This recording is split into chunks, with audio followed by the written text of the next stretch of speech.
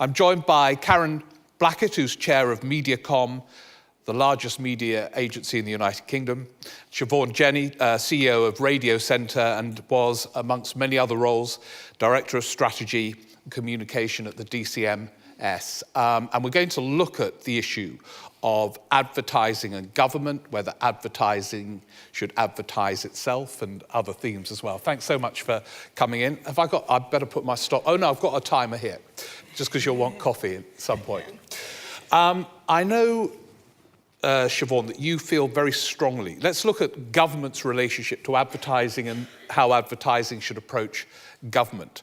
That the scrapping of the COI, the Central Office of Information, that great big way that government in a way advertised itself for many, many years, the scrapping of that, I think, not only alarmed you, but in your view, told us something about the way the government regards advertising. So perhaps we could begin by exploring the implications of that. Well, exactly, Steve. I mean, there's a bit of context around this, I think, which is looking at the time where we were. It's quite ironic, isn't it, that David Cameron, who was always known and castigated for the Prime Minister who was most associated with spin and PR, is the man who was actually responsible for doing away with the COI. I think you have to look at what the time was. Two things. First of all, they would not be the first government who thought, how can we save money? Era of austerity.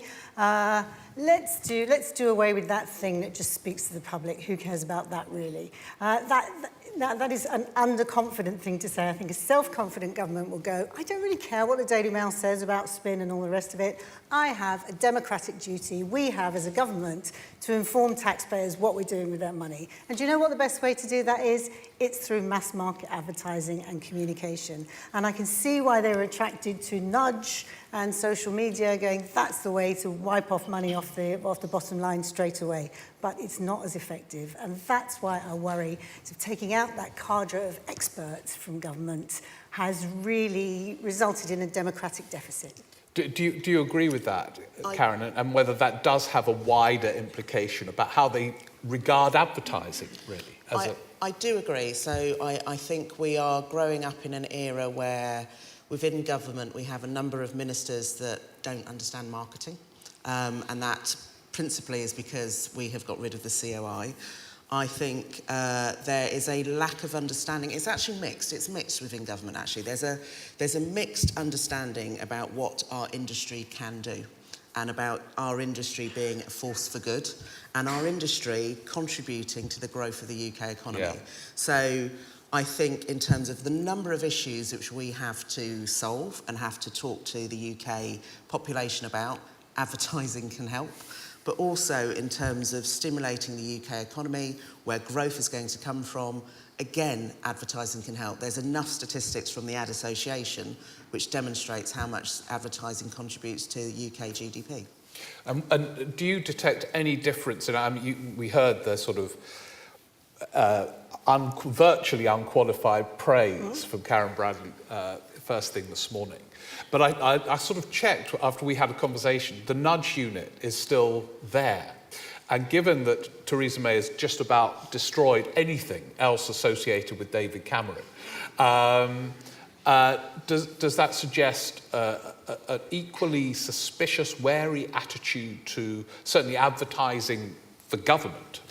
Well, I prefer to look at it on the optimistic side of life, which is I did hear Karen say loud and clear that the government was 100% behind this industry. Yeah. Therefore, let's see her put her money where her mouth is. Right. Because if you look at the government communications plan, they're very proud to say they've taken £1 billion out of communication spend over the last 4 or 5 years. Yeah. So I suspect that the nudge unit is still there because Theresa May hasn't got round to getting rid of it yet. You know, it's just one. The machinery of government clanks on in a slow way and is often behind policymakers. Right. I think it's important to say, though, that the way that our world and our industry works, it's a total communication system. So there is a value to the nudge unit, but not the nudge unit on its own. It's in combination with paid advertising as well. So it's not one or the other. Yeah, and they were less interested in the paid advertising. Absolutely. So I think both of you are of the view that government's view of advertising is somewhat ambiguous. We heard the very upbeat speech, but there's some evidence of ambiguity.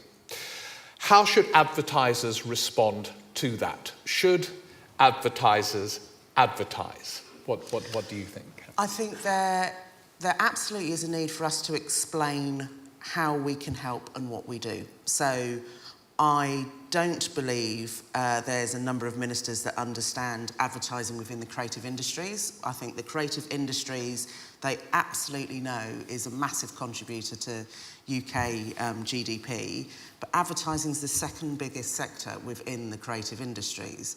So I think there is a role for us to explain how we can help and what we can do, and also us being we're not necessarily seen as the first vehicle for social change, unfortunately, but we can do that. So I do think there is a role for us to explain what we can do. I think when you communicate with different members of the government, whether or not they have come from a business background, they get what we do.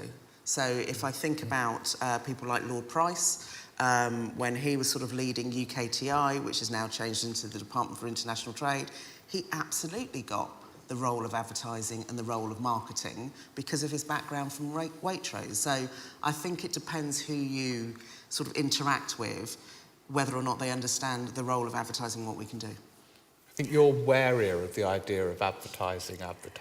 I am in a way, Steve, although people would say from my own trade body for Radio Centre, we've just launched an advertising campaign which is trying to remind people of the power of the medium.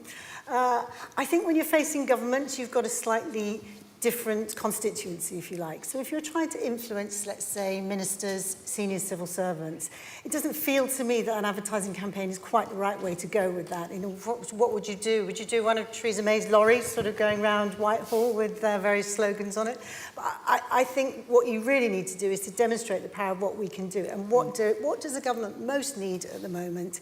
It urgently needs an advertising campaign that tells the whole rest of the world that this country is open for business post-Brexit. Now, if we can come up with really great campaigns about that, because I think there's an urgent need to say to the rest of the world, the decision we've just made is not about being inward-looking, not about based on fear or protectionism, but we're still the great, dynamic, culturally diverse country that we always have been.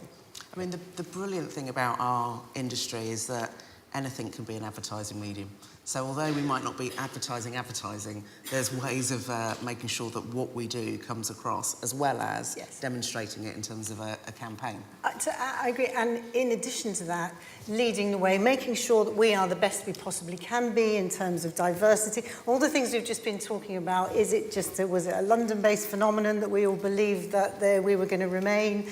And can we say hand on heart that as an industry, we absolutely do represent the whole of the UK? One of our major advertising agencies has said in campaign this week that they've got a revolutionary new strategy for the new year, which is called Planning in the Wild. I thought, oh, that sounds really interesting. What's that all about?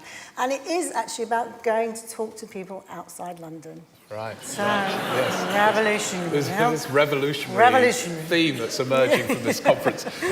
We've got some questions from the audience. As advertisers, isn't advertising ourselves just about practicing what we preach?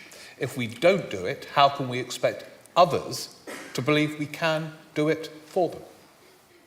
I think it's how we do it. So to Siobhan's point, it's how we do it. So I think knowing the facts, I am a very fact and stat-based person, so being able to have a conversation with the government about our contribution as an industry, I think is really important. Everything should start with hardcore facts. And then I think, from Siobhan's point of view, getting behind a campaign, they already saw the benefits of what we did for the Great campaign. Yeah. Doing more of that in the new world that we exist in is absolutely something that we should do. So I agree, it's just how we do it. There's another challenge for us back to government, I think, is with your investment decisions, government, what kind of media ecology, what kind of world are you actually creating? And it's a bigger question for the industry. But if we're going to pour all of our money into digital platforms, if we're going to invest principally in those at the expense of media organisations that actually invest in good content, what kind of democracy does that actually give us in the end? And that's a very big question for government, I would say. Huge question. There's another specific one here. If the COI isn't coming back, and I don't think it is, what can advertising do to educate ministers and officials itself? Let's focus on those who haven't got it? You said some do understand it, but the many who you say don't, what can be done? I think it relies on all of us here to literally step up and get involved. So if there are any ad agencies or media agencies that do have a government department as a client, it is down to us to run training programs to educate them as to what we do and how we work and how advertising works, and to understand the total communication system that exists now. It is down to us. It can't be a few people in the industry stepping forward and just down to the Advertising Association either. What was, for both of you, your impression of how advertising was regarded, perhaps is regarded in number 10, this is another question from the audience, versus other, perhaps more glamorous creative industries? Well, I was at number 10 when Tony Blair was Prime Minister, so, I mean, it's nearly 20 years ago now, unbelievably, when things could only get better, apparently. And at that stage, I think, you know, I was lucky enough to work in that particular time for that particular government. So I think they embraced, as I was talking about earlier, were confident enough to say, I understand that advertising can produce this for us, whereas PR does this. So that was a particular time. That was an easier time. Could I, and we're almost out of time, end with this question. Isn't the problem with the challenge for all of you that, certainly in terms of government, there is this massive issue now about trust? They fear it more than anything else, that they're not trusted.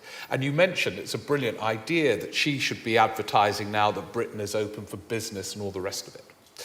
But hasn't, for example, the referendum campaign and the advertising, you know, the famous £300 million on the NHS on buses and all the rest of it, made it quite difficult for someone like Theresa May, who conveys, anyway, a kind of moral purpose, to embrace that very precise proposition of advertising for her Brexit message?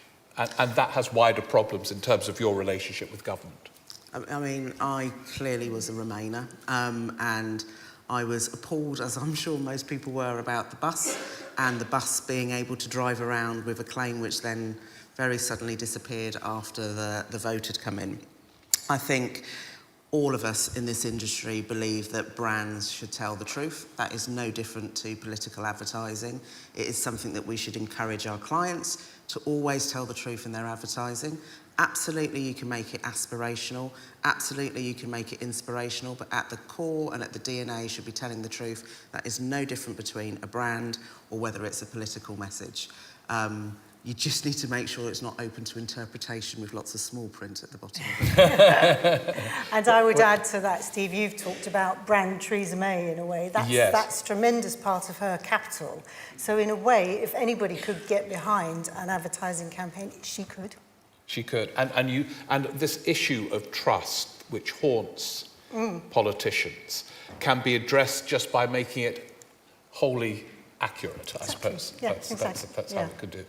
Well, look, thank you both very much indeed for coming along and taking part in this discussion. Pleasure. I'm afraid we've ran out of time, but thank you all for listening and your questions. Thank you. Thank you.